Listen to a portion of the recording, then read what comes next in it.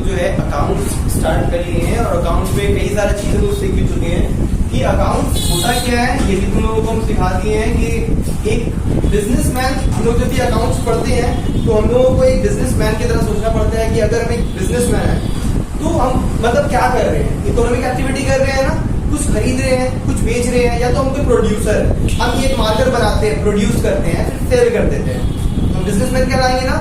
इधर I produce something and sell it, I am a businessman. Even if I don't produce it, अगर हम नहीं produce करें तो हम एक इंसान से खरीद रहे हैं, होलसेलर से खरीद रहे हैं, एक को बेच रहे हैं। मेरा शॉप है, मैं एक रिटेलर हूँ, कस्टमर्स को बेच रहा हूँ, एक कस्टमर तो नहीं आएगा मेरे पास, कई सारा आएगा। तो इतना सारा जो ट्रांजेक्शन करते हैं, फाइनेंशियल ट्रांजेक्शन करते हैं ना, फ्री में देते हैं, सामान देते हैं या सर्विस देते हैं तो बदले में पैसा लेते हैं, उसी को बोला जाता है financial transaction. And accounts is all about financial transaction, कि उसको कैसे रिकॉर्ड किया जाता है, इजंट इट?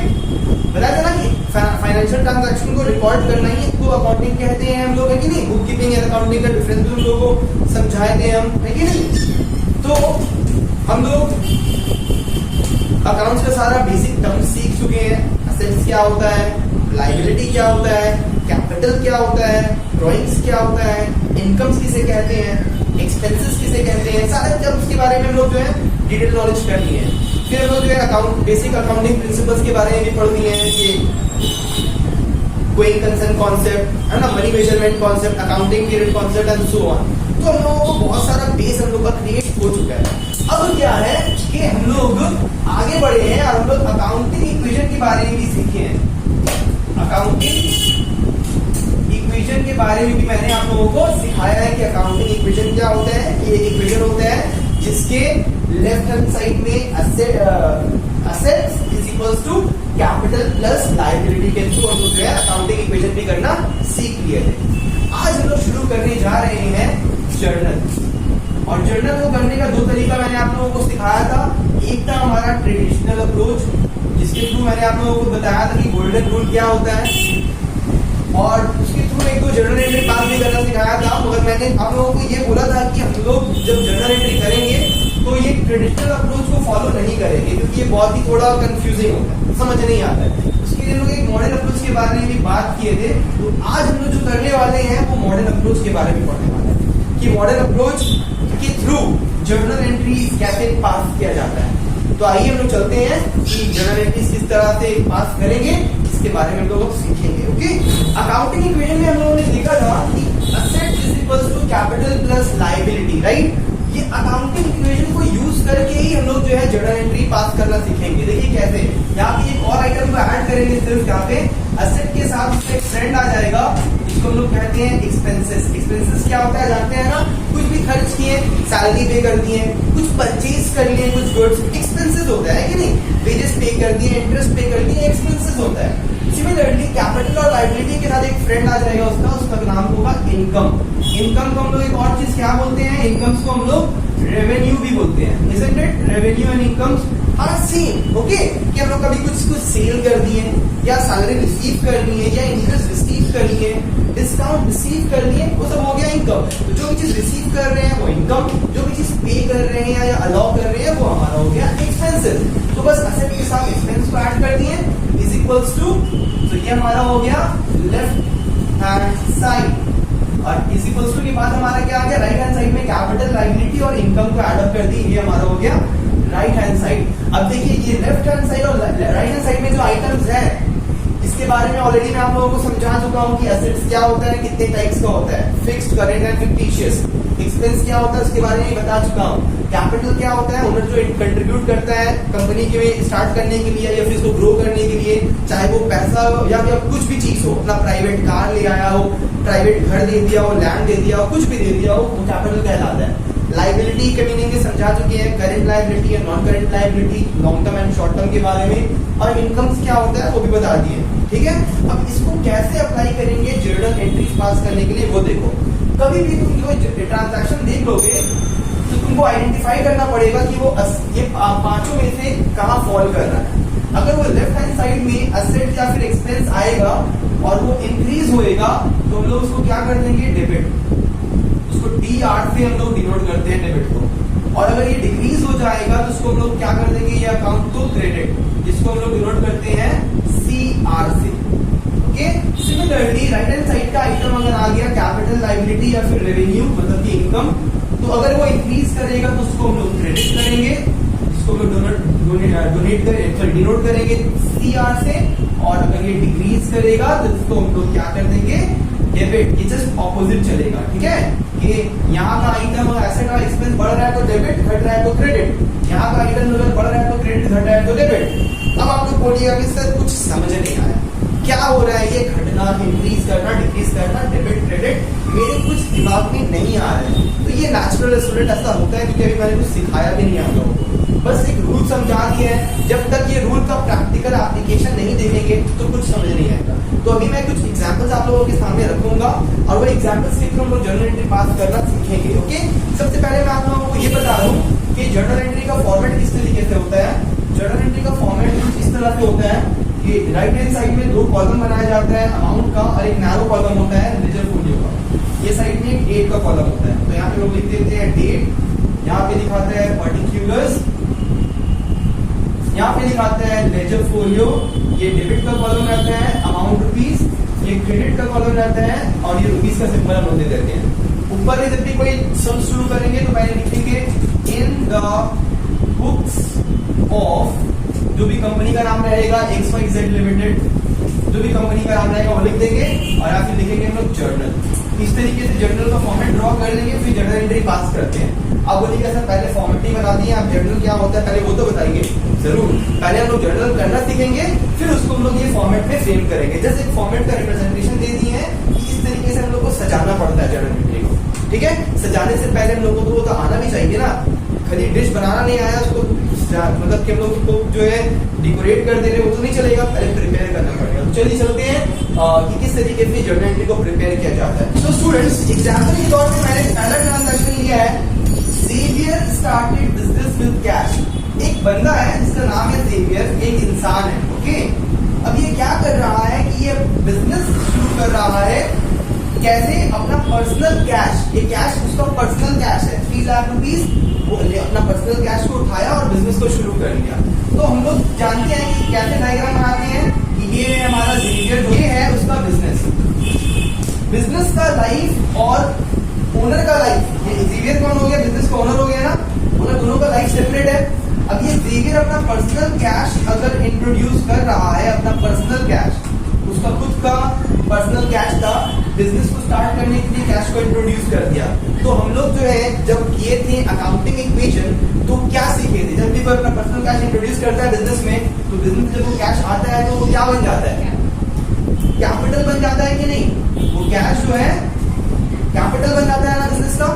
तो हम लोगों को सबसे पहले करना क्या है, यहाँ पे आइडेंटिफाई करना है एक ट्रांजैक्शन को पढ़ने के बाद कि यहाँ पे दो कौन सा अकाउंट है जो अफेक्ट कर रहा है। और वो चीज तो हम लोग अकाउंटिंग इक्वेशन करते करते सीख चुके हैं। जब भी अकाउंटिंग इक्वेशन में ऐसा ट्रांजैक्शन आता तो हम लोग क्या करते थे, पहले तो लोग कैश में अमाउंट को ऐड करते थे और दूसरा कैपिटल में अमाउंट को ऐड करते थे कि नहीं। तो ये अमाउंट जो कैश आ रहा था 3 लाख रुपीस, अगर इसी का हम लोग अकाउंटिंग इक्वेशन कर रहे थे तो क्या करते हैं, एसेट की साइड में कैश क्रेडिट देते हैं, कैश का अमाउंट बढ़ाते हैं और कैपिटल के नीचे अमाउंट लिखते हैं, लिखते हैं कि नहीं। तो दो अकाउंट जो आप ये ट्रांजैक्शन से रिलेट कर रहा है, पहला है कैश अकाउंट और दूसरा है हमारा कैपिटल अकाउंट। तो हर ट्रांजैक्शन का डुअल एंट्री होता है, हम लोग पढ़े ना डुअल एस्पेक्ट प्रिंसिपल अकाउंट्स का। तो हमेशा जब भी कोई ट्रांजैक्शन होगा दो अकाउंट अफेक्ट करते हैं। तो हम लोग जो अकाउंटिंग इक्वेशन के थ्रू ये सीख चुके हैं, जब भी कैश इंट्रोड्यूस करते हैं तो एसेट के नीचे कैश लिख करके हेडिंग बनाती है और कैपिटल के नीचे अमाउंट लिखते हैं। तो ये दो अकाउंट अफेक्ट कर रहे हैं। यहाँ पे स्टेप क्या है, सबसे पहले ये हम लोग का पहला स्टेप है कि आइडेंटिफाई करना कि दो कौन सा अकाउंट है जो कि ट्रांजैक्शन में आ रहा है। उसके बाद हम लोग को आइडेंटिफाई करना होगा कि ये पांचों हेडिंग में से वो कहाँ फॉल कर रहा है। जैसे कि ये कैश एसेट होगा या फिर एक्सपेंस होगा या कैपिटल होगा या लायबिलिटी होगा या इनकम होगा। हम लोग जानते हैं कैश क्या है, करंट एसेट है कि नहीं, लिखते हैं चाहे वो करंट रहे या फिक्स्ड रहे मैटर नहीं करता है, बस एसेट है लिख देंगे कि ये कैश क्या है हमारा, कैश एक एसेट है। कैपिटल का तो ऑलरेडी हेडिंग दिया हुआ है कि कैपिटल कहाँ बिलोंग करता है, कैपिटल में बिलोंग करता है। तो हम लोग जो है पहले दो अकाउंट को ट्रांजैक्शन से निकाले। दूसरा स्टेप क्या है, आइडेंटिफाई किए कि ये पांचों हेडिंग में से वो कहाँ फॉल करता है। कैश फॉल करता है एसेट में, फॉल करता है कैपिटल में। इसके बाद क्या देखेंगे कि वो इंक्रीज कर रहा है कि डिक्रीज कर रहा है। अब कैश कंपनी के अंदर आया तो कैश बढ़ जाएगा ना, कंपनी का कैश बढ़ जाएगा, कैश जो है इंक्रीज कर जाएगा। अकाउंटिंग इक्वेशन में क्या करते थे, प्लस लिख देते ना, ऐड करके कैश। ये कैश जब कंपनी के अंदर आया तो कंपनी में कैश जो है वो इंक्रीज हो गया, कैश में इंक्रीज कर दिए। सिमिलरली जब ये पैसा आया तो कैपिटल भी इंक्रीज हो जाएगा ना, कंपनी का कैपिटल भी इंक्रीज कर गया। तो रूल क्या है कि असेट जब इंक्रीज करेगा तो उसको हम लोग डेबिट करते हैं, कैपिटल अगर इंक्रीज करेगा तो उसको हम लोग क्रेडिट करते हैं। ये हमारा थर्ड स्टेप है। तो ये 3 स्टेप के थ्रू हम लोगों को जर्नल एंट्री मिल जाएगा। पहला स्टेप ट्रांजैक्शन को पढ़ के वो 2 अकाउंट के बारे में आइडेंटिफाई करना। एक बार वो अकाउंट को आइडेंटिफाई कर लिए, फिर वो पांचों में से कहा कौन सा कैटेगरी में फॉल कर रहा है वो आइडेंटिफाई कर देना। और तीसरा वो इंक्रीज कर रहा है कि डिक्रीज कर रहा है। असेट भी इंक्रीज कर रहा है, कंपनी का कैश बढ़ गया, कैश को बढ़ा दिए, कंपनी का कैपिटल बढ़ गया, कैपिटल को इंक्रीज कर दिया। तो असेट इंक्रीज किया तो डेबिट, कैपिटल इंक्रीज किया तो क्रेडिट, यही रूल है। जर्नल एंट्री क्या हो जाएगा, cash account debit to capital. अब ये देखिए इसको कैसे लिखेंगे हम लोग। जर्नल एंट्री अगर आपसे पूछे तो क्या बोलिएगा, सर ये पहला अकाउंट कैश है तो आप लिख दीजिए कैश अकाउंट डेबिट, और आप लिख दीजिए कैपिटल अकाउंट क्रेडिट, क्योंकि ये कैपिटल अकाउंट क्रेडिट हो रहा है, कैश अकाउंट डेबिट हो रहा है। आप लोग ये बोलिएगा, है ना, एक अकाउंट डेबिट हो रहा है, एक अकाउंट क्रेडिट हो रहा है। हम बोलेंगे स्टूडेंट्स कि डेबिट को तो ऐसे ही लिखाएगा, कैश अकाउंट डेबिट। जो भी चीज क्रेडिट में आता है ना, वो क्रेडिट वर्ड यूज नहीं करके उसके आगे हम लोग टू लगा देते हैं, to capital account. Understood. Amount क्या है, 3 लाख, 3 लाख लिख दिए, और 3 लाख हम लोग जो है कैपिटल में भी लिख देंगे। अब बोलिएगा एक यहाँ ऐसे क्यों लिखे, क्योंकि अभी जर्नल एंट्री का फॉर्मेट दिखाई दे ना, कैसे होता है फॉर्मेट, इस तरीके से होता है ना फॉर्मेट, कुछ इस तरीके का फॉर्मेट होता है ना।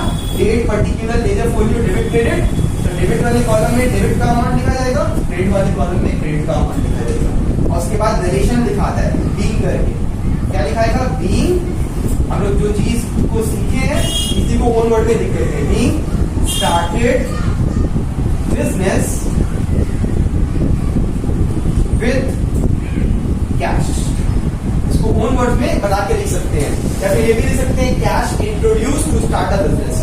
कुछ भी बना करके हम लोग जो है उसका नरेशन को ओन वर्ड्स में लिख देते हैं, मैटर नहीं करता। ओके स्टूडेंट्स, सो अभी हम लोग देखा कि स्टार्टेड बिजनेस विद कैश कैसे हम लोग किए, कैश और कैपिटल को अफेक्ट किया है कि नहीं।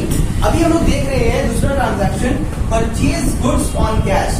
हम लोग जर्नल एंट्री करने से पहले तुमसे पूछना चाहते हैं कि अगर यही ट्रांजैक्शन तुम लोगों को अकाउंटिंग इक्वेशन में दिखता तो तुम लोग क्या करते। अकाउंटिंग इक्वेशन में अगर ये गुड्स दिखता, गुड्स परचेज कर रहे तो लोग क्या करते थे अकाउंटिंग, तुम बताओ हमको। अकाउंटिंग इक्वेशन अगर रहता तो क्या करते तुम इसका, परचेज गुड्स ऑन कैश,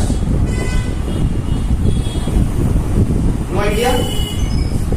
हम लोग जो है गुड्स परचेज कर रहे थे, गुड्स नहीं दिया रहता था नाम, तो हम लोग क्या करते थे, कहाँ पे अमाउंट देते थे, स्टॉक। असेट के नीचे एक हेडिंग देते थे स्टॉक, गुड्स आ रहा है स्टॉक को बढ़ाते थे, स्टॉक में अमाउंट बढ़ाते थे। और कैश में पेमेंट कर रहे हैं तो कैश, एसेट के जरिए हेडिंग रहता था कैश, कैश से अमाउंट को माइनस करते थे, स्टॉक में अमाउंट को ऐड करते थे कि नहीं। एक स्टॉक, एक अकाउंट होता था स्टॉक, एक अकाउंट होता था कैश, दोनों ही एसेट के नीचे लिखते थे कि नहीं। कैश से अमाउंट को लेस करते थे, स्टॉक में अमाउंट को ऐड करते थे 20,000 का। भूल गए। अकाउंटिंग इक्वेशन में अगर क्लैरिटी नहीं रहेगा तो जर्नल एंट्री कैसे करोगे।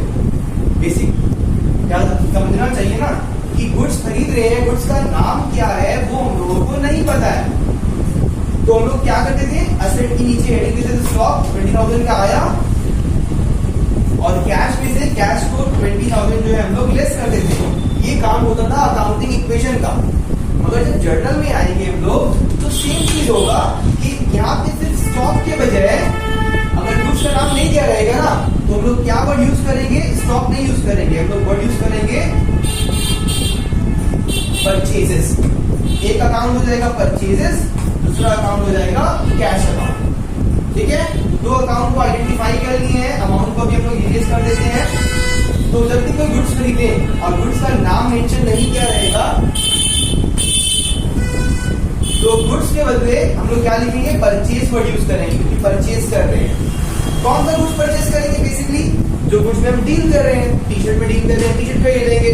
चेयर में डील कर रहे हैं, चेयर खरीदेंगे तो खैर गुड्स का नाम नहीं दिया रहेगा, हम क्या वर्ड यूज किए, परचेज वर्ड यूज किए। अच्छा, सामान जब खरीद रहे हैं तो पेमेंट कर रहे हैं कैश में, मेरे पास से कैश जा रहा है, तो ये हम लोग पहला स्टेप हो गया दोनों अकाउंट को आइडेंटिफाई करना। दूसरा स्टेप क्या बोलते हैं, अब एक बार अकाउंट को आइडेंटिफाई कर लिया जाएगा तो उसको हम लोग क्लासिफाई करेंगे कि ये 5 हेडिंग में से कहाँ पे फॉल करता है। तो तुम बताओ उनको कि ये परचेज पांचों में से कहाँ फॉल करेगा, एसेट्स नहीं एक्सपेंस में। परचेज जब करते हैं तो मेरा खर्च होता है ना, अगर ये सामान का नाम दिया रहता, अगर स्टॉक रहता तो बोले स्टॉक एसेट है, वो करेक्ट होता, मगर हम लोग स्टॉक वर्ड तो यूज नहीं कर रहे हैं, हम लोग परचेज वर्ड यूज कर रहे हैं।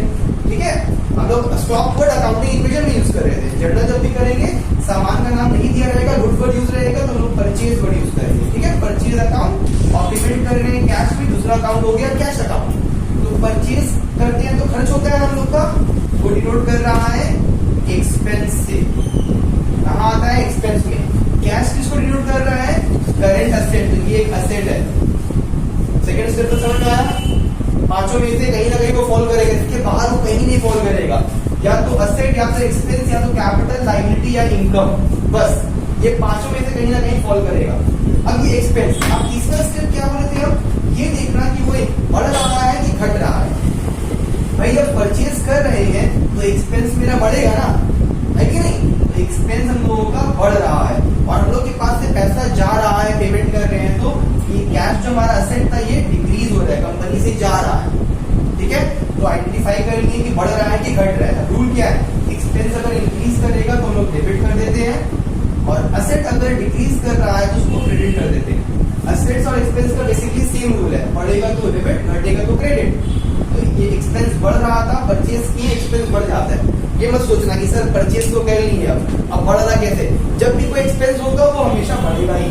ठीक है, तो एक्सपेंस बढ़ गया परचेज करने से, कैश मेरे पास से चला गया कंपनी के पास से, तो ये एसेट गिर गया। तो रूल हो गया, ये एसेट बढ़ रहा है डेबिट, सॉरी एक्सपेंस बढ़ रहा है डेबिट, एसेट घट रहा है क्रेडिट। अब एक बार आइडेंटिफाई कर ली, अब लोग जर्नल एंट्री पास कर ली। क्या हो जर्नल एंट्री, जर्नल एंट्री हो जाएगा purchases account debit to cash account. Amount क्या होगा 20,000, यहाँ पे भी 20,000। नरेशन में क्या दिखाएगा, being goods purchased on cash. Transaction करने के बाद हम लोगों को नरेशन लिखना बहुत जरूरी होता है। ठीक है, तो इस तरीके से हम लोग जो है परचेज का जर्नल, ये फॉर्मेट हम लोग तो जानते ही है, फॉर्मेट में उसको हम लोग सजा देते हैं, और अभी फॉर्मेट में तुम लोग करने का जरूरत नहीं है, बस ऐसे ही बस जर्नल एंट्री पास करना सीख जाओ, फिर फॉर्मेट में लिखना तो हम लोग सीख ही जाएंगे।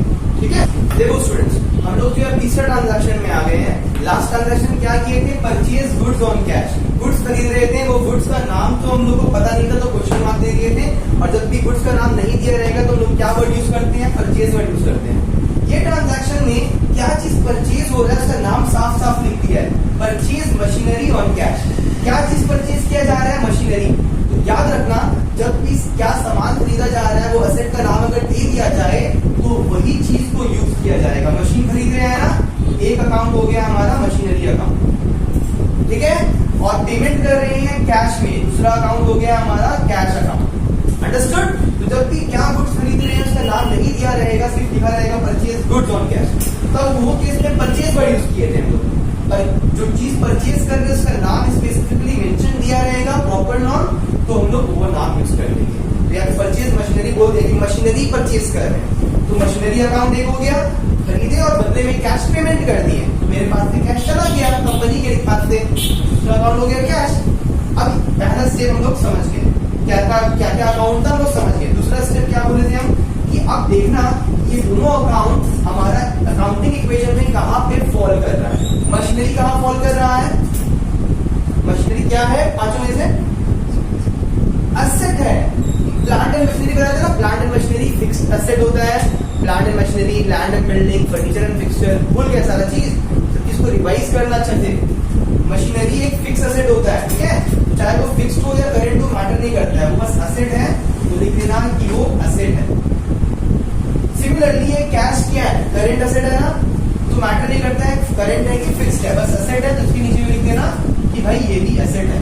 तो ये दो अकाउंट कहाँ फॉल कर रहा है वो हम आइडेंटिफाई कर लिए। ये चीज में क्लियर होना बहुत जरूरी है। अगर तुम्हारा बेसिक चीज नहीं याद रहेगा ना, एसेट क्या होता है, लायबिलिटी क्या होता है, जर्नल करना बहुत टफ हो जाएगा। पर अगर वही क्लियर आइडिया रहेगा तो तुम लोग जो है जर्नल हमेशा करेक्ट करोगे।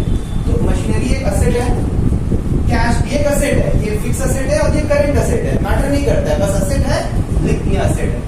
उसके बाद देखो कि वो इंक्रीज कर रहा है कि डिक्रीज कर रहा है, हम लोग का थर्ड स्टेप ये होता है। अब भाई ये मशीनरी खरीदे हैं तो मशीनरी मेरे कंपनी में आया है ना, तो मेरे कंपनी में ये एसेट जो है इंक्रीज कर गया है। अब ये जब मशीनरी आया है उसके बदले मैंने पेमेंट किया है ना कैश में, मेरे पास में कैश चला गया है, तो ये कैश जो एसेट था वो डिक्रीज कर दिया है कंपनी का। हम लोगों को कंपनी के पॉइंट ऑफ व्यू से देखना है। कंपनी में ये एसेट आ गया, इंक्रीज कर गया, कंपनी के पास से कैश चला गया, डिक्रीज कर गया। क्या रूल है, एसेट अगर बढ़ता है तो उसको हम लोग डेबिट करते हैं, एसेट अगर डिक्रीज करते हैं तो उसको हम लोग क्रेडिट करते हैं। यही रूल है ना, बस ये 3 स्टेप फॉलो करेंगे, जर्नल एंट्री पास हो जाएगा। क्या होगा एंट्रीज का, बताओ अक्षर हमको, कोई दिमाग नहीं लगा रहे हो। Machinery account debit to cash account, understood. ये क्रेडिट साइड पे आ रहा है तो क्रेडिट वर्ड नहीं यूज करते हैं, क्या यूज करते हैं, टू। टू बताता है कि ये क्रेडिट साइड में आ रहा है। अमाउंट क्या है 65,000, तो यहाँ पे लिख दिया 65,000 डेबिट साइड में, यहाँ पे लिख दिया 65,000 क्रेडिट साइड में। नरेशन में नीचे क्या लिखेंगे, purchase machinery purchase for cash, machinery purchase cash, cash payment किया, मशीनरी खरीद लिया। आया बात समझ में। अब हम लोग आ जाते हैं फोर्थ ट्रांजैक्शन। फोर्थ ट्रांजैक्शन में क्या बोल रहे हैं, अभी तुम लोग को बस बेसिक ट्रांजैक्शन अपनी तरफ से सिखा रहे हैं कि ये सब ट्रांजैक्शन तुम लोग जब सीख जाओगे ना तो जर्नल एंट्री का तुम लोग ऑलमोस्ट 70-60% जो है तुम लोग क्लियर हो जाएगा। ठीक है, तुम लोग कोई भी बुक का ट्रांजैक्शन देखोगे आराम से कर पाओगे। देखो परचेज गुड्स ऑन क्रेडिट, जैसे मैंने सेकंड ट्रांजैक्शन कराया था, परचेज गुड्स लिखा था ना वहां पे, और वहां पे ऑन कैश लिखा था, याद है। गुड्स का नाम मेंशन नहीं किया है, वो मिसिंग है। तो क्या बोले थे हम, जब भी गुड्स का नाम मेंशन नहीं किया रहेगा तो कौन सा अकाउंट खोलेंगे, परचेज अकाउंट खोलेंगे। वेरी गुड, जब भी गुड्स का नाम मेंशन नहीं किया रहेगा परचेज अकाउंट खोलेंगे। पहला अकाउंट हम लोग पकड़ लिए परचेज अकाउंट। दूसरा क्या लिए थे वहां पे, ऑन कैश, मतलब परचेज किए थे गुड्स, कैश में पेमेंट कर दिए थे, दूसरा अकाउंट कैश हो गया था। मगर ये वाली ट्रांजैक्शन में पेमेंट नहीं हो रहा है, गुड्स तो परचेज कर रहे हैं हम मगर ऑन क्रेडिट, क्रेडिट का मतलब बकाया में, ड्यू है पैसा।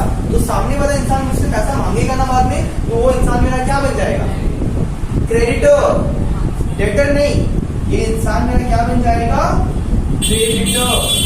क्रेडिटर मतलब कि एक ऐसा इंसान जो कि मेरा लायबिलिटी है, क्योंकि इन फ्यूचर मुझे पे करना पड़ेगा, मेरे कंपनी से कैश आउटफ्लो होने वाला है। जब भी फ्यूचर में कैश आउटफ्लो होता है तो वो कहलाता है लायबिलिटी। आया बात समझ में। अगर अभी प्रेजेंटली आउटफ्लो हो रहा है तो वो एक्सपेंस कहलाता है। सैलरी पे कर दिया, आउटफ्लो हो गया, प्रेजेंट हो रहा है ना, तो वो एक्सपेंस कहलाएगा।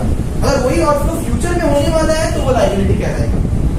अंडरस्टूड। सो ये बंदे से जो मैंने गुड्स परचेज किया है, वो बंदे ने मुझे बोला है कि आप 1 वीक के अंदर पेमेंट कर देना मुझे, तो वो बंदा मेरा क्रेडिटर बन जाएगा। आई बात समझ में। तो पहला स्टेप मैंने कर दिया है, आइडेंटिफाई कर लिया है कि ये ट्रांजैक्शन में कौन सा 2 अकाउंट हो रहा है।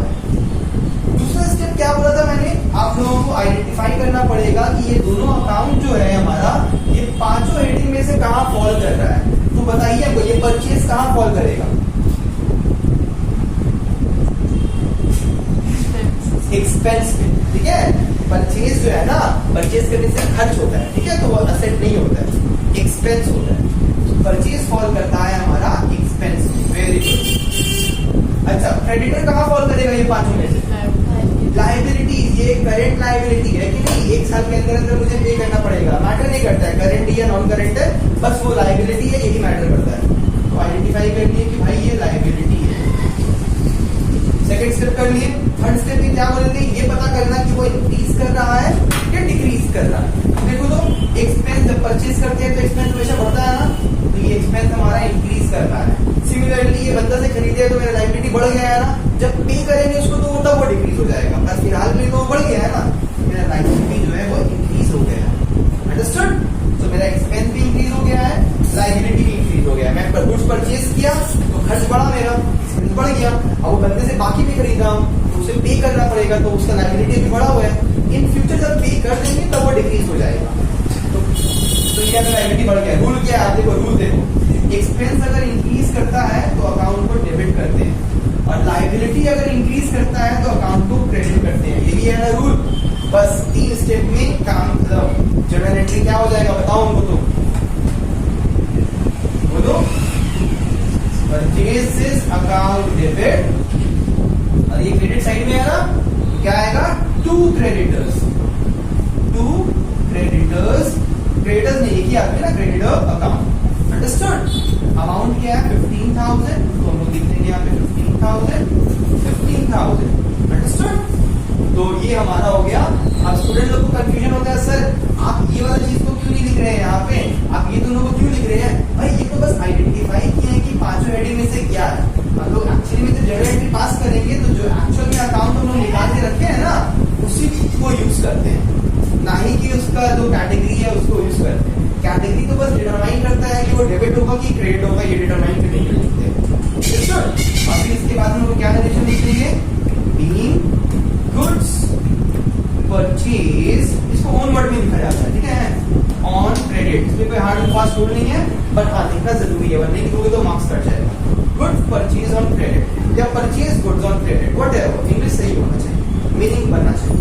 अब सिमिलरली मान लो यही ट्रांजैक्शन में ये ऑन क्रेडिट ये भी लिख देता कि फ्रॉम मोहन, वो बंदा का नाम लिख देता कि एक्चुअली में कौन इंसान से खरीदे हैं। यहाँ तो नाम मेंशन नहीं किया होता, कहीं लिखा है कि क्रेडिट है परचेज किए हैं। अब कौन बंदा से परचेज किए नाम तो मेंशन नहीं है। अब मान लो कि बंदा का नाम मेंशन किया रहता, सेम ट्रांजैक्शन रहता, क्रेडिटर के बजाय वो बंदा का नाम आ जाता।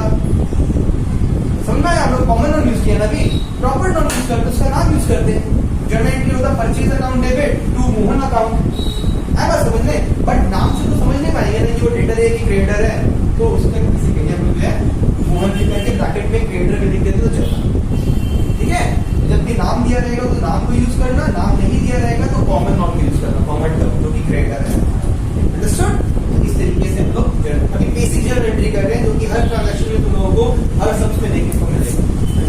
ओके स्टूडेंट्स, देखो फिफ्थ ट्रांजैक्शन यहाँ क्या बोल रहा है, परचेज मशीनरी ऑन क्रेडिट। अभी लोग परचेज गुड्स ऑन क्रेडिट किए थे ना, अब कर रहे हैं परचेज मशीनरी ऑन क्रेडिट। मतलब कि वहां पे गुड्स का नाम नहीं दिया हुआ था, यहाँ पे क्या गुड्स है उसका नाम दे दिया, क्या है मशीनरी। तो क्या बोले थे हम कि जब भी नाम दिया रहेगा तो हम लोग वही चीज को वही अकाउंट को यूज करते हैं। तो यहाँ पे क्या अकाउंट हो जाएगा हमारा, मशीनरी अकाउंट। अगर लिखा जाता परचेज गुड्स ऑन क्रेडिट तब क्या अकाउंट होता, परचेज अकाउंट। आई बात समझ में? अकाउंटिंग इक्वेशन में हम लोग क्या करते थे, स्टॉक को यूज करते थे। यहाँ पे स्टॉक नहीं, हम लोग जो है गुड्स अगर लिखा रहेगा तो परचेज को यूज करते हैं। खैर यहाँ पे गुड्स तो नहीं है, सामान का नाम स्पेसिफिकली मेंशन किया हुआ है, मशीनरी है तो मशीनरी अकाउंट यूज किया। अच्छा मशीनरी हम खरीद के लाए, बदले में पेमेंट नहीं किए, तो वो बंदा मेरा क्या बन गया, क्रेडिटर बन गया। Very good. तो वो बंदा मेरा क्या बन गया, एक क्रेडिटर बन गया जिसको मुझे फ्यूचर में पे करना पड़ेगा। तो पहला स्टेप हम लोग कर लिए ना, दो अकाउंट जो ये ट्रांजैक्शन से आ रहा था वो तो आइडेंटिफाई कर ली। सेकंड स्टेप क्या बोले हम, ये पता करना कि ये पांचों हेड में से वो कहाँ फॉल करता है। तो तुम बताओ मशीनरी कहाँ फॉल करता है, असेट्स में। वेरी गुड, अब तुम करेक्ट हो, ये एक फिक्स असेट है, ठीक है। तो चाहे वो फिक्स्ड हो या करेक्ट हो मैटर नहीं करता है, असेट है दैट मैटर्स। अब बताओ क्रेडिटर कहाँ फॉल करेगा पांचों में से, लाइबिलिटी। वेरी गुड, क्रेडिटर जो है हमारा एक लाइबिलिटी है, that's very nice. Third step क्या बोले थे हम, अब पता करेंगे कि इंक्रीज हो रहा है कि डिक्रीज हो रहा है। अब मशीनरी हम परचेज करके ला रहे हैं ना, तो कंपनी में मशीन बढ़ रहा है ना, तो ये असेट हमारा इंक्रीज हो जा रहा है। इंक्रीज हो रहा है कि नहीं हो रहा है, और ये लाइबिलिटी बताओ इंक्रीज हो रहा है कि डिक्रीज हो रहा है, हाँ इंक्रीज हो रहा है। वेरी नाइस, क्योंकि अभी जब खरीद के लाए तो मेरा लाइबिलिटी बढ़ गया, बाद में जब पे करेंगे तब वो डिक्रीज हो जाएगा। तो फिलहाल तो लाइबिलिटी मेरा बढ़ गया ना, मुझे उसको पे करना पड़ेगा इन फ्यूचर। कितना से वो बढ़ गया, 45,000 से बढ़ गया है, दोनों बढ़ रहा है। रूल क्या है, असेट अगर बढ़ेगा डेबिट, लाइबिलिटी अगर बढ़ेगा क्रेडिट। आगे जनरल एंट्री क्या होगा आंसर बताओ, मशीनरी अकाउंट डेबिट, और इसको कैसे लिखेंगे, क्रेडिट वाले को टू करके लिखेंगे। वेरी गुड, क्योंकि यहाँ पे क्रेडिट वर्ड यूज होता है। To creditor account, amount will be 45,000 rupees debit में भी, 45,000 रुपीज क्रेडिट में भी। नरेशन क्या आ जाएगा, मशीनरी परचेज्ड ऑन क्रेडिट। आ रहा है समझ में? अगर जो जिस इंसान से खरीद रहा है उसका नाम भी लिखा रहता है तो उसका नाम यूज करते हैं। परचेज मशीनरी फ्रॉम सोहन अगर लिखा रहता तो वो क्रेडिटर के वजह हम लोग जो है प्रॉपर नाम यूज करते, सोहन लिख देते हैं, रहता वो क्रेडिटर ही बट उसका नाम यूज हो जाता। ठीक है, तो आंसर क्या होता है? Machinery account debit to Sohan, नाम यूज हो जाता। ठीक है ना, मीनिंग सेम रहता कि वो भी लाइबिलिटी रहता, वो भी क्रेडिटर ही रहता, पर उसका नाम यूज हो जाता। अगर नाम दिया रहता तो, नहीं दिया हुआ है तो हम लोग क्या वर्ड यूज कर दिए? Common noun, creditor. अंडरस्टूड? आ रहा है समझ में जनरल? वेरी इजी ना। तो हम लोग गोल्डन रूल से करते तो हम लोग फिर कंफ्यूज होके रहते, पहले आइडेंटिफाई करना होता कि वो पर्सनल अकाउंट है या रियल है या फिर नॉमिनल है कि नहीं, कितना कंफ्यूजिंग हो जाता। फिर debit the receiver, credit the giver, क्या था तो दिमाग खराब हो जाता। Don't use that, use one line. ये एक लाइन के अंदर जितना भी टफ से टफ जर्नल एंट्री आ जाएगा ना, तुम ये 3 स्टेप को फॉलो करके जर्नल एंट्री को निकालना सीख जाओगे। तो स्टूडेंट्स, अभी मैंने आप लोगों को परचेज का सारा बता दिया कि परचेज अगर कैश में होगा, परचेज अगर क्रेडिट में होगा तो कैसे उसको डील किया जाता है। परचेज अगर गुड्स करते हैं तो परचेज को यूज करते हैं, जो गुड्स का नाम नहीं दिया रहता है, और अगर कुछ सामान का नाम दे दिया रहता है परचेज मशीनरी, तो परचेज मशीनरी को यूज करते हैं। तो अब आ जाते हैं हम लोग अब सेल्स से रिलेटेड सारा ट्रांजैक्शन को देखते हैं। देखो, जैसे कि वहां पे मैंने लिखा था परचेज गुड्स फॉर कैश ना, यहाँ लिखा है मैंने सोल्ड गुड्स फॉर कैश। उल्टा, अब मैंने परचेज कर लिया था, अब मैं बिजनेसमैन हूं, अब मैं सेल कर रहा हूं अपने कस्टमर को। तो गुड्स का नाम देखिए यहाँ पे भी मिसिंग है ना, क्या गुड्स बेच रहा हूँ, जो गुड में मैं डील कर रहा हूँ उसी को बेचूंगा। मगर गुड्स का नाम जब भी मेंशन नहीं किया रहेगा ना, तो जैसे परचेज के केस में हम लोग परचेज वर्ड यूज कर रहे थे, जब सेल करेंगे तो हम लोग क्या वर्ड यूज करेंगे? Sales account. सोल्ड अकाउंट मत लिख देना, ठीक है? सेल्स अकाउंट वर्ड यूज होगा। अच्छा, सेल किए गुड्स, बदले में क्या आया मेरे पास? कैश आया। दूसरा अकाउंट क्या हो जा रहा है? Cash account. पहला स्टेप यही होता है, आइडेंटिफाई करना क्या दो अकाउंट ये ट्रांजैक्शन में छुपा हुआ है। एक बार वो आइडेंटिफाई कर लिए, सेकंड स्टेप होता है ये दोनों अकाउंट ये 5 हेड में से कहां फॉल कर रहा है। तो तुम बताओ मुझे, ये सेल्स जो है ये 5 में से कहां फॉल करेगा? परचेज एक्सपेंस था, सेल्स एक्सपेंस होगा क्या? सेल्स करने से पैसा आता है नहीं, इनकम होगा। असेट मतलब जो फ्यूचर में आएगा वो असेट, अभी आ जा रहा है ना, तो जो करंटली अभी आ जा रहा है वो हमारा इनकम होता है, रेवेन्यू। सेल्स क्या हो जाता है? हमारा इनकम। जैसे परचेज के नीचे एक्सपेंस लिखते थे ना, सेल्स के नीचे इनकम लिखेंगे। सेल्स करने से मेरा पैसा आता है, इनकम। और ये कैश क्या होगा? कैश असेट, जैसा असेट रहता है करंट असेट है ना, वो असेट होगा। ठीक है, आइडेंटिफाई कर लिए, कोई डाउट नहीं है यहाँ तक। थर्ड स्टेप, अब आइडेंटिफाई करेंगे कि वो बढ़ रहा है कि घट रहा है। तो जब ये बेच रहे हैं, सेल कर रहे हैं तो इनकम बढ़ेगा मेरा। परचेज कर रहे थे तो मेरा एक्सपेंस बढ़ रहा था, अब सेल्स कर रहे हैं तो मेरा इनकम बढ़ेगा। ऑब्वियस सी बात है, कोई भी चीज सेल किया, पैसा आया, इनकम बढ़ गया, मेरा रेवेन्यू बढ़ गया। और हाँ, मेरे पास कैश भी आ रहा है, ये असेट भी मेरे पास इंक्रीज कर रहा है। ठीक है, आया समझ में? मैंने सामान बेचा, मेरा सेल्स हुआ, मेरा इनकम बढ़ा, मेरे पास पैसा आया, मेरे पास कैश भी बढ़ा, तो एसेट भी बढ़ा। रूल क्या है? इनकम अगर इंक्रीज होगा तो उसको हम लोग क्रेडिट करते हैं, असेट अगर इंक्रीज होता है तो उसको हम लोग डेबिट करते हैं। क्या हो जाएगा जर्नल एंट्री? जर्नल एंट्री हो जाएगा कैश अकाउंट डेबिट, और ये डेट में आ रहा है ना, तो to sales account. Okay, amount क्या है? 50,000 डेबिट साइड में, 50,000 क्रेडिट साइड में। नरेशन क्या हो जाएगा? Being goods sold for cash, cash में गुड्स को सेल कर दिया। क्लियर? ये 3 स्टेप्स में फॉलो हो रहा है ना। इनकम हमेशा क्रेडिट साइड में आता है, इनकम देखिए बढ़ेगा, इनकम तो क्रेडिट साइड में आता है। क्लियर? देखो अब वहां पे क्या लिखे थे? Sold goods for cash. यहाँ पे क्या हो रहा है? Sold machinery for cash. मतलब कि गुड्स की जगह जो सामान को बेच रहे हैं उसका नाम स्पेसिफिकली मेंशन कर दिया है। ठीक है, जो चीज बेच रहे हैं उसका नाम अगर स्पेसिफिकली मेंशन कर दिया जाता है तो सेल्स वर्ड यूज नहीं होता है, वो सामान आ जाता है जो असेट है। तो मशीनरी सेल कर रहे हैं तो क्या हो जाएगा? Machinery account. ठीक है, जैसे परचेज के केस में था ना, परचेज गुड्स कर रहे थे तो परचेज वर्ड यूज कर रहे थे ना, और अगर परचेज मशीनरी किए थे तो मशीनरी वर्ड यूज कर रहे थे। सिमिलरली सोल्ड मशीनरी, मशीनरी का नाम है तो मशीनरी अकाउंट में हो जाएगा। अब सेल कर रहे हैं, बदले में कैश मेरे पास आ रहा है, तो दूसरा अकाउंट क्या हो जाएगा, कैश अकाउंट हो जाएगा। पहला स्टेप कर लिए, फिर से वही चीज आइडेंटिफाई करना, मशीनरी क्या है, पांचों में से एसेट्स है, कैश क्या है, वो भी एक एसेट है। तो अब मशीनरी को मैं सेल कर रहा हूं, मेरे पास से मशीनरी जा रहा है, तो मेरे कंपनी से एसेट जा रहा है ना, दैट मींस कि मेरा कंपनी से एसेट डिक्रीज हो रहा है ना, एसेट जा रहा है और बदले में कैश रिसीव हो रहा है, कैश मेरे पास आ रहा है, ये एसेट इंक्रीज हो रहा है, एक एसेट डिक्रीज हो रहा है, एक एसेट इंक्रीज हो रहा है। तो जब एसेट डिक्रीज होता है क्रेडिट, एसेट इंक्रीज होता है तो फिर डेबिट। आंसर क्या हो जाएगा, आंसर हो जाएगा cash account debit to machinery account, to machinery account. Amount क्या है 70,000, यहाँ पे भी 70,000 क्रेडिट साइड। रिटर्न क्या हो जाएगा, machinery sold for cash, machinery में बेचा हूं कैश। समझ में आया?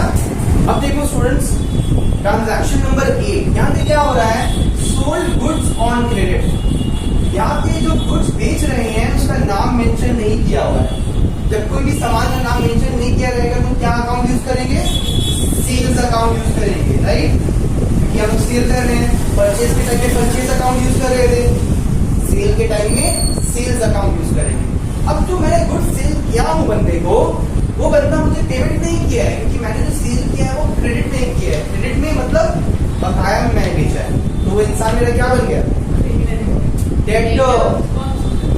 मैं उसको बेच रहा हूँ सामान, तो उससे मुझको पैसा मिलेगा ना, वो मुझे पे करेगा ना, मेरा फायदा वाला इंसान है, मेरा एसेट है। एसेट मतलब कि वो मेरा डेटर है। ये बात हमेशा याद रखना, जब तुम उससे परचेज करोगे ना, तब तुम उसको पे करोगे इन फ्यूचर, तब वो तुम्हारा लायबिलिटी है, कैश आउटफ्लो होगा। मगर अभी क्या हो रहा है, मैंने उसको सेल किया है, अब सेल किया है तो वो मुझे ना पे करेगा, मेरे पास तो कैश इनफ्लो आने वाला है फ्यूचर में। जब फ्यूचर में कैश इनफ्लो आने वाला रहेगा, वो एसेट बन जाता है। तो ये बंदा मेरा क्या कहलाएगा, डेटर। डेटर नहीं कहलाएगा, परचेज के टाइम में क्रेडिटर था, सेल के टाइम में वो इंसान मेरा डेटर बन जाएगा।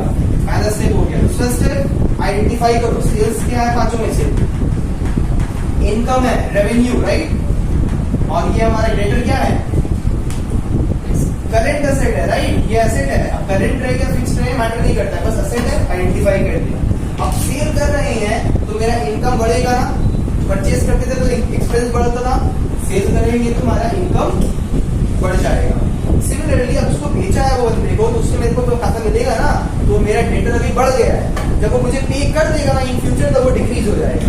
पर अभी फिलहाल तो बढ़ गया है ना, तो मेरा डेटर भी जो है वो इंक्रीज हो गया है। थर्ड स्टेप आइडेंटिफाई करना, इनकम जब बढ़ता है तो इनकम को क्रेडिट करते हैं, एसेट अगर इंक्रीज होता है तो उसको हम लोग डेबिट करते हैं। जब भी कोई जनरल पर्पस ऊपर में इसको लिख दोगे एकदम इजी बन जाएगा। तीन स्टेप करना, आंसर लिखना। क्या हो जाएगा answer, debtor account debit to sales account. Amount क्या होगा 10,000 क्रेडिट से, ठीक है? तो जब कैश में सेल किया था तो कैश अकाउंट डेबिट सेल हो रहा था, यहाँ आप लोग क्रेडिट में सेल करेंगे तो कैश की जगह में वो इंसान का नाम आ जाएगा। ये समझ में वो इंसान का नाम नहीं दिया है। अगर मान लो देखा तो sold goods to mister X, तुमने मिस्टर एक्स को सेल किया है, तो ये डेटर के बजाय उसका नाम यूज करते मिस्टर एक्स, है ना? Mister X account debit to sale हो जाता, वो इंसान का नाम यूज हो जाता। ये ट्रांजैक्शन में मैंने नाम नहीं लिखा है, नाम को हम लोग जो है ऐसे रहने नाम नहीं दिया रहेगा, तो हम लोग जो कॉमन नाम यूज करेंगे, डेटर यूज करेंगे, ठीक है? नरेशन क्या हो जाएगा, गुड्स सोल्ड ऑन क्रेडिट, यानी गुड्स बेचा है मगर क्रेडिट पे बेचा है। अंडरस्टूड? सो अभी हम लोग क्या देखें कि जो ओनर था, वो ओनर सेल किया था गुड्स कितने रुपए का, 10,000 रुपीज का। कैसे सेल किया था, क्रेडिट सेल किया था। तो जिसको सेल किया था वो इंसान का क्या बन गया था, डेटर बन गया था। ये देखिए जरा अभी हम लोग, अब ये debtor receive cash from debtor, मतलब कि ये जो ओनर है क्या नाम था उसका, जेवियर ना। ये जो ओनर था जेवियर, जब सेल किया था तो डेटर इंक्रीज हो गया था ना। अब ये डेटर से वो रिसीव करता है, कितना रिसीव कर रहा है, 6000 रुपीज रिसीव कर दिया, मतलब कि डेटर ने पे किया जेवियर को, ठीक है। देखो क्या लिखा, रिसीव कैश फ्रॉम डेटर। पहले सेल किया था 10,000 रुपीज का क्रेडिट में, तो वो इंसान डेटर बन गया था। अब वही डेटर से 6000 का रिसीव किया है, मतलब 4000 बाद में वो पे करेगा। अब देखो क्या हो रहा है, पहला अकाउंट ओनर के पास क्या आ रहा है, कंपनी के नजरिए से कैश कंपनी के अंदर आ रहा है। पहला अकाउंट हो गया हमारा कैश अकाउंट, आ रहा है कैश, ठीक है, 6000 रुपया वो कैश की पेमेंट कर रहा है, कैश आ रहा है कंपनी के अंदर। दूसरा अकाउंट क्या होगा, डेटर, क्योंकि डेटर पे कर रहे हैं ना तुमको, तो वो डेटर अकाउंट हो जाएगा। अब देखो ध्यान से आइडेंटिफाई करेंगे, कैश हमारा हुआ असेट, करेंट असेट होता है, डेटर भी हमारा असेट होता है, करेंट असेट। अब जब कंपनी के अंदर 6000 का कैश आ रहा है तो कंपनी का असेट इंक्रीज कर रहा है ना, कैश। अब जब ये डेटर पे कर दिया 6000 तो ये डेटर डिक्रीज हो गया ना, तो लोग बोलते हैं ना जब सेल करते हैं तो डेटर इंक्रीज हो जाता है, पर वही डेटर जब तुमको पे कर देता है ना तो वो डेटर का मेरा असेट कम हो जा रहा है, 6000 से कम हो गया। फ्यूचर में रिसीव करोगे, कितना रिसीव करोगे, 4000, 6000 से कम हो गया ना, तो ये डेटर हमारा डिक्रीज हो गया। एक असेट आ रहा है, कैश इंक्रीज हो गया कंपनी का, दूसरा असेट जो डेटर था वो डिक्रीज हो गया, क्योंकि फ्यूचर में तुमको 6000 फिर से थोड़ी ना देगा, एक बार तो दे दिया वो, ठीक है। तो यहाँ से लिखेंगे हम लोग, असेट इंक्रीज होता है तो डेबिट, असेट अगर डिक्रीज होता है तो क्रेडिट। डेटर डिक्रीज हो गया, एंट्री क्या हो जाएगा, कैश अकाउंट डेबिट, कंपनी में कैश आ रहा है तो कैश अकाउंट डेबिट हो गया, एसेट बढ़ रहा था, टू डेटर अकाउंट। देखो लास्ट ट्रांजैक्शन में डेटर को लोग डेबिट साइड में लेके थे ना, क्योंकि उसको डेटर बढ़ रहा था, उसको सेल किए थे। अब डेटर तुमको पे कर दिया है तो डेटर का असेट कम हो गया हमारा, ठीक है। कितना से कम हो गया है, कैश 6000 आया और डेटर 6000 से कम हो गया। डेरिवेशन क्या लिख देंगे, cash receive from debtor, cash receive from debtor. अगर वो बंदा का नाम दिया रहता तो डेटर वर्ड की जगह हम लोग वो बंदा का नाम यूज करते हैं, ठीक है। अगर लिखा रहता receive cash from mister x, क्योंकि हमारा डेटर था, तो यहाँ पे मिस्टर एक्स हो जाता, cash account debit mister x से वो इंसान का नाम, अंडरस्टूड। इस तरीके से हम लोग जो है सेल्स का ट्रांजैक्शन को डील करते हैं। ओके, अब देखो यहाँ पे पे टू क्रेडिटर, मतलब कि पहले हम जो परचेज कर रहे थे तो दिखाई दे रहा है ट्रांजैक्शन की purchase on credit, credit purchase किए थे 15,000 रुपीज का। तो जब ये ओनर जो था जेवियर, जब वो परचेज किया था, मतलब कि गुड्स उसके पास आ रहा था, तो ये इंसान उसका कौन बन गया था, क्रेडिटर। कितना का सामान खरीदा था वो उससे 15,000 रुपए का क्रेडिट में परचेज किया था ये जेवियर, तो इसका क्रेडिटर जो है वो इंक्रीज हो गया था। अब ये जो ओनर है जेवियर, अब वो पे कर दे रहा है क्रेडिटर को, क्या लिखा है मैंने, पे टू क्रेडिटर। जब कुछ नहीं लिखा रहेगा क्या पे कर रहा है, हम लोगों को पता है कैश पे करते हैं, मनी पे करते हैं कि नहीं, तो पे टू क्रेडिटर इन कैश। अगर क्वेश्चन में नहीं लिखा रहे तो समझ जाना पेमेंट कैसे होता है, कैश में होता है। क्वेश्चन अगर साइलेंट रहेगा, पेड सैलरी और कुछ नहीं लिखा, पेड सैलरी कैसे पे करेंगे, कैश पे करेंगे। पेड वेजेस कैश पे करेंगे, रिसीव इंटरेस्ट कैसे करेंगे, कैश में रिसीव करेंगे। जब भी कुछ मेंशन नहीं किया रहेगा समझ जाना कि वो कैश में पेमेंट हो रहा है या फिर रिसीव हो रहा है। तो यहाँ पे क्रेडिटर को तुम पे कर रहे हो कैश में, तो जो जेवियर था उसको कैश में पे किया 3000 रुपया। अब देखो ध्यान से, कैश में पेमेंट कर रहे हैं तो पहला अकाउंट क्या हो गया, कंपनी से कैश जा रहा है ना, पहला अकाउंट हो गया कैश। अब तुम पेमेंट कर दी अपने क्रेडिटर को, तो दूसरा अकाउंट क्या हो गया तुम्हारा, क्रेडिटर हो गया, ठीक है। तो दूसरा स्टेप क्या होता है, कैश एक असेट होता है, लिख लिया असेट है। क्रेडिटर क्या होता है, एक लायबिलिटी होता है ना, क्योंकि तुमको पे करना था, अभी तुम पे कर रहे हो उसे। अब तुम देखो, जब तुम पे किए हो कैश, मतलब कि जो ओनर था, कंपनी का ओनर, जब पे आ रहा है ना, ये असेट डिक्रीज हो जा रहा है, और एक बार तुम पे कर दिए तो तुम्हारा लायबिलिटी भी डिक्रीज हो जाएगा। अब तुमको कितना पे करना पड़ेगा, सिर्फ 12,000 रुपीज। 15,000 का सामान तुम परचेज किए थे क्रेडिट में, 3,000 का पेमेंट कर रहे हो, बाद में तुम कितना पेमेंट करोगे, 12,000 रुपया। तुम्हारा क्रेडिट जो लायबिलिटी है क्रेडिटर, वो तुम्हारा डिक्रीज हो जा रहा है 3,000 रुपीज से। रूल क्या है, असेट डिक्रीज करेगा तो क्रेडिट, लायबिलिटी डिक्रीज करेगा तो डेबिट। आंसर क्या हो जाएगा हमारा, creditor account debit to cash account. Amount लिख देंगे 3000, यहाँ पे भी लिख देंगे 3000। अभी हम फॉर्मेट नहीं बना रहे, जस्ट ऐसे ही लिखते हैं, being cash paid to creditor, cash paid to creditor. Understood. इस तरीके से हम लोग जो है जब डेटर को पे करते हैं तो हम लोग एंट्री पास करते हैं, डेटर से रिसीव करते हैं तो cash account debit to creditor हो जाता है, और क्रेडिटर को पे करते हैं तो creditor account debit to cash हो जाता है। मेरा क्रेडिटर डिक्रीज हो गया, मेरे पास से कैश चला गया। असेट डिक्रीज किया तो क्रेडिट, लायबिलिटी डिक्रीज किया तो डेबिट, ये रूल के अकॉर्डिंग। ओके, देखो नेक्स्ट ट्रांजैक्शन में क्या है, cash withdrawn for personal use.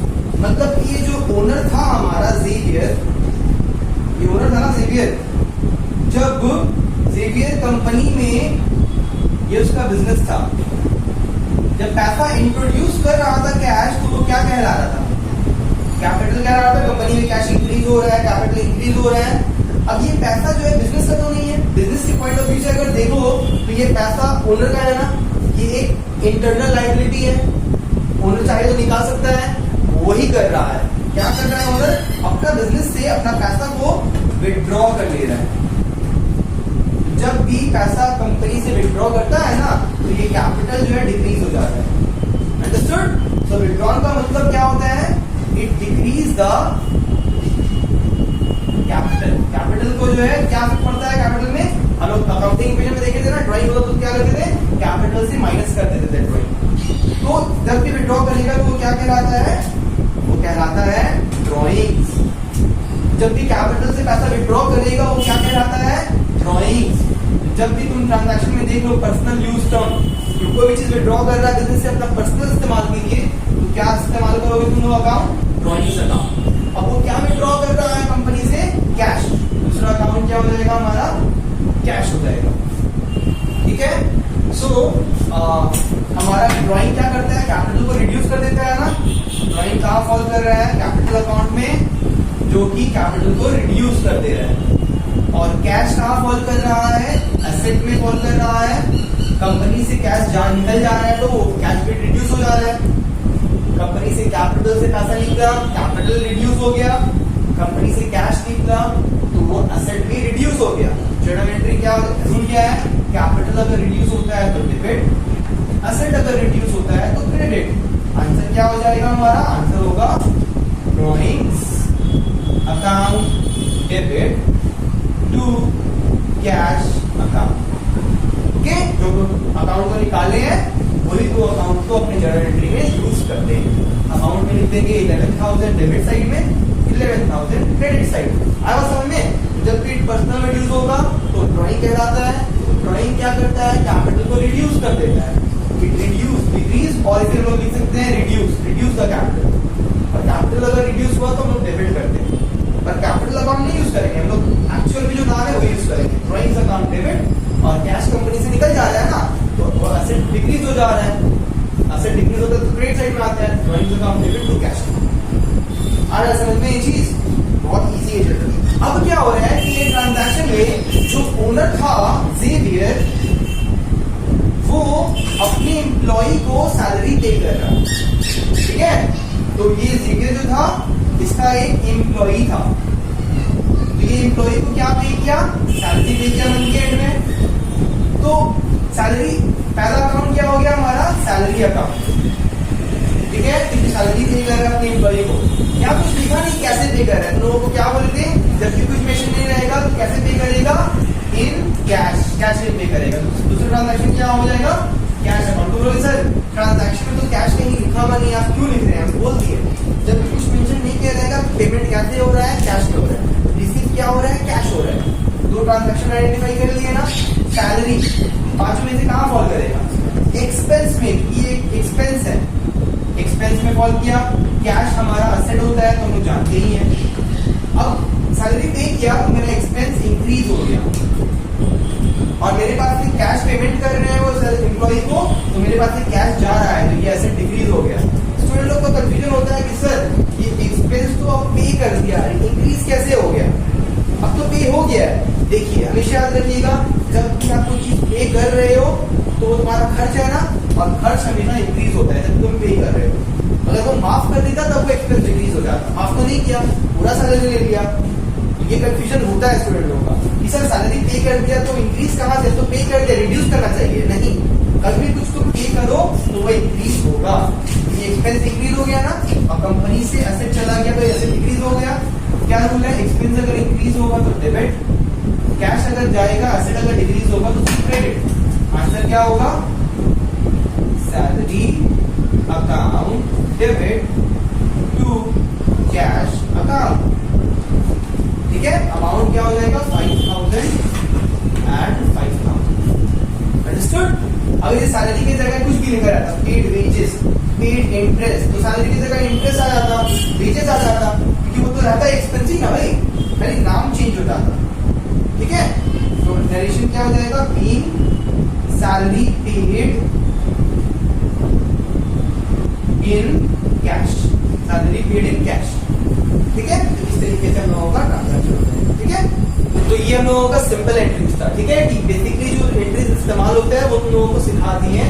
ये बेसिक एंट्री था, इसके साथ कंपाउंड एंट्री भी आता है। जैसे कि अभी हम लोगों को 2 ही अकाउंट देखे ना, कभी कभी 3 अकाउंट आ जाता है, तो वो केस तुम लोगों को हम आगे चल के सिखाएंगे। ये बेसिक सीख लो, इसमें हम लोग जो एक बार स्ट्रॉन्ग हो जाएंगे, फिर हम लोग जो है टफ वाले में भी जंप करेंगे। फिर जीएसटी भी है, इसके बाद कैसे जीएसटी को अप्लाई किया जाता है, जीएसटी होता क्या है, डिटेल डिस्कशन करेंगे इसके बारे में, उन लोगों को डिटेल में सारा चीज समझाएंगे। ठीक है, तो आई होप आज तुम लोगों को क्लियर हो गया होगा।